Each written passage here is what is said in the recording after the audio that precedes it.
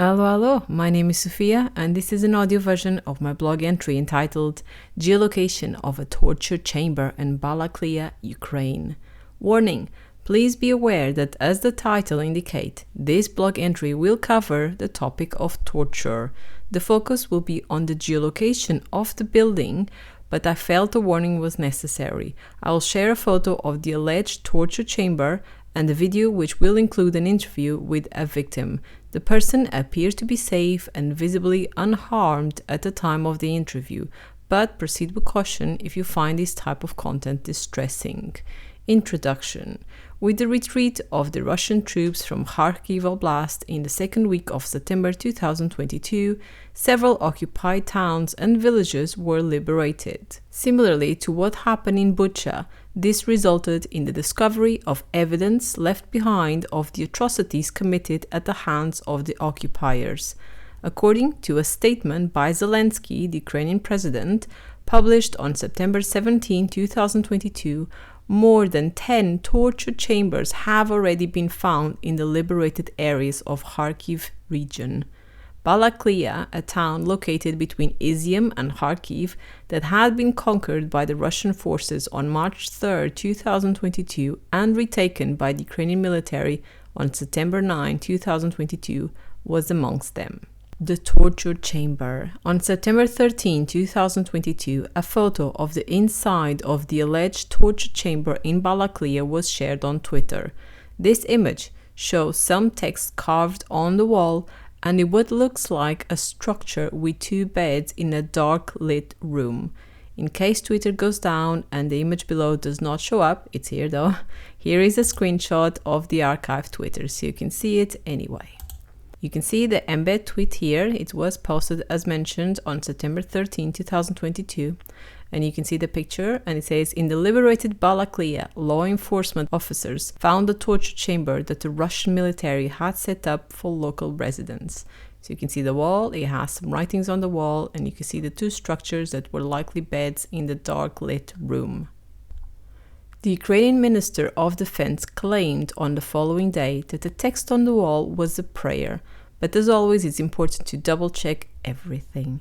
As I cannot read Cyrillic, I used Google Lens to help me out. I quickly screenshot the text from the tweet and dragged it to Google Images. Afterwards, Google Lens just kicks in and you are given a few options underneath the image. You can either select text, you can see here, to read the writings in the original language, or you can select translate to have it translated to a language you understand. So in this case, you can see I have selected translate. As you can see from the translation below, it struggled a bit but managed to do a pretty good job. So there's a few things that make sense, some of them do not make sense, but that's fine, we can get the gist of it anyway. Although it seemed clear that this is the Lord's Prayer, we can quickly do a triple check. For that, you can click the text option, this one there, then select all the text and check the Google search results will show up on this section. The first result leads to a Bible website with a prayer in Russian. It claims the passage is from Matthew 6 from 9 to 13, which is, as predicted, the Lord's Prayer. It's not clear whether or not the text was there before the invasion. However, it is claimed by the Ukrainian Ministry of Defense that it was carved on the wall by Ukrainian prisoners. Gathering additional information. As you may guess, geolocating a dark room would be a pretty hard task. In such cases, you will need to dig for more information to get additional evidence that can help you with the task at hand. For that, I went to Google Images and searched for Balakliya torture chamber. I was hoping to spot images of the same room from a different angle and with a bit of luck, more information about the location. I immediately noticed a similar photo with a much better lighting, so you can see it there, where you can see the same wall with the prayer. The link leads to an article by The Guardian published on September 14, 2022 entitled Ukraine's officials claim to have discovered torture chamber used by Russian troops. We're on the right track. The news article mentioned how one of the town's residents talked to the BBC about this torture chamber. The text contained a link to the BBC article, you can see here, as seen below, so I followed it. The BBC article itself did not have any useful images that could help me geolocate this torture chamber. However, it had enough information for me to keep digging. The article provided some extra keywords and details that until now I did not have. For example, now I had the name of the news correspondent that went to the town of Balakliya and talked to the people. So you can see here it was written by Orla Guerin. And this is a partial screenshot of the BBC article. I also know that quite often reporters will provide some little bit of extra information on their personal accounts, and most of them will have a Twitter account. Time to test that theory. It was actually pretty straightforward to find a Twitter account of Orla Guerin, as it's just her name as seen below. So I just searched for it and there it was. Easy enough. At this point, there are several ways to find out if she shared any tweets with information about this news story. You can either scroll through her tweets until you end up at around the date you know she was in Balakliya. You can use Twitter Advanced Search to narrow down your options by inputting her account name with either the date range or relevant keywords, or you can just Google it. I'm a big fan of just Googling everything. In order to find out if Orla Guerin mentioned the town of Balakliya in her tweets, I simply wrote Balakliya site twitter.com/Orla Guerin. This search string will give me all the results containing the word Balakliya from Orla's Twitter account. And you can see here how I put it, and you can see the result I got. The first result immediately takes me to a BBC News video at the liberated town of Balakliya.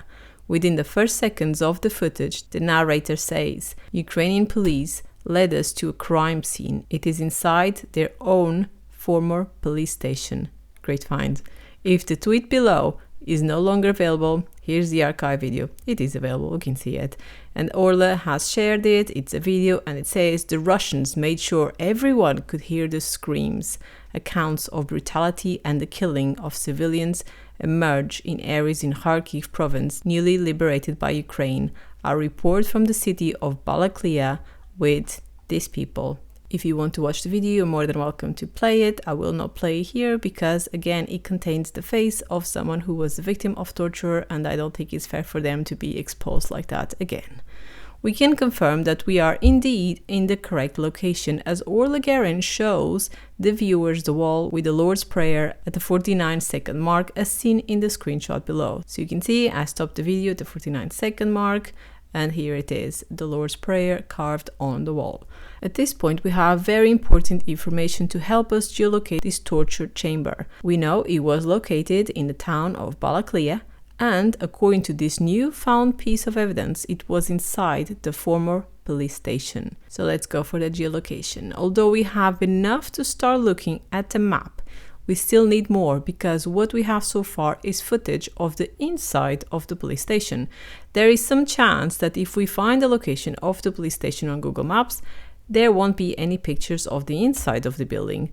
And even if there were, it's likely that the rooms would have looked very different prior to their conversion into an alleged torture chamber. As much as I would love for the Russian soldiers to submit evidence of war crimes to Google Maps, chances are they're not that stupid. One can still hope though, can't we?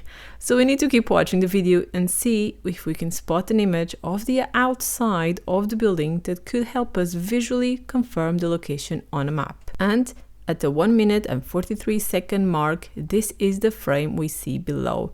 The presence of a war crimes prosecutor on the left, you can see here, is seen near the alleged police station building on the right, where a large group of people are gathering. So they were mostly journalists and they were interviewing the victim who was around there.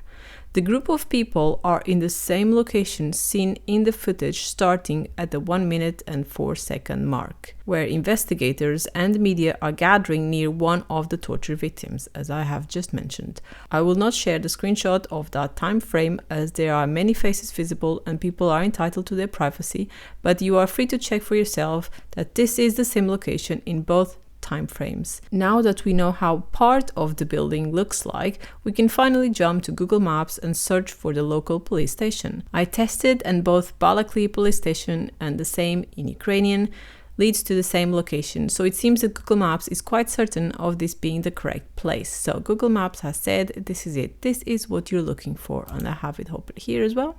You can put this later on. And so this is the city of Balakliya, and if you zoom in, this is the same location as it is screenshot here. Unfortunately, as expected, there are no photos of the inside or outside of the building. So you can see here, go grab the pegman, and there is nothing, almost nothing. However, if you grab the pegman, the little yellow figure I just showed you, and drag it around, you will see that there is an available panoramic photo around 76 meters from the police station, as seen below. So you can see the panoramic image is there, the police station is here. It could be too far, but it's always worth giving it a go. So I'll show you, police station is here, you grab the pegman, and there you go. You can see this is the only picture available in this area, but could be close enough, could be.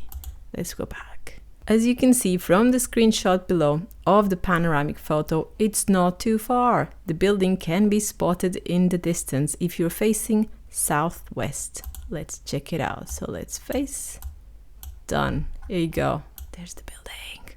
Let's go back. Verification. At first glance, it looks like the same building, but let's compare it to the one we saw in one of the frames of the BBC News footage.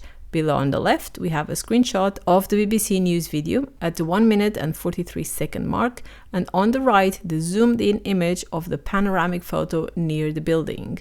It is a clear match. The design at the top of the police station building, you can see here highlighted in light green below, is exactly the same in both images. In addition to that, we can also spot the presence of the two trees, one inside the gate, so you can see here the wall and the gate. One is there, here it is here, highlighted in pink, and a bigger one highlighted in dark blue on the right hand side of the building. So you can see there is quite a big one. We have therefore established that this is the correct place, and the torture chamber in Balakliya was located in the former police station building at these coordinates. Here you go, this is it. If we want to be even more specific, we can try to figure out, based on the BBC News footage, which part of the building the people were going in / coming out for the exact location of the torture rooms. At this point, it is not necessary, but if you want the extra challenge, go for it. There are a few clues around. Conclusion. Relying on just a photo is sometimes not enough to geolocate a piece of evidence.